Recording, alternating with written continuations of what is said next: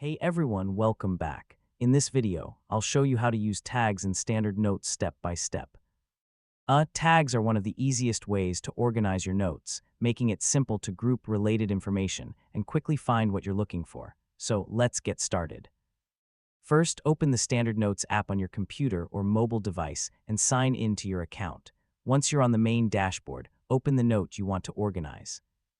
Next, locate the Tags section, or the option to add tags, depending on the version of Standard Notes you're using.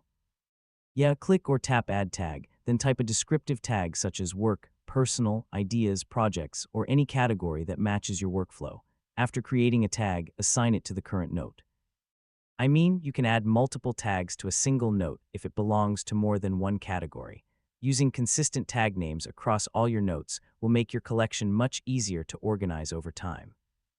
Once you've tagged several notes, open the tags list or use the search and filter options to display only notes with a specific tag.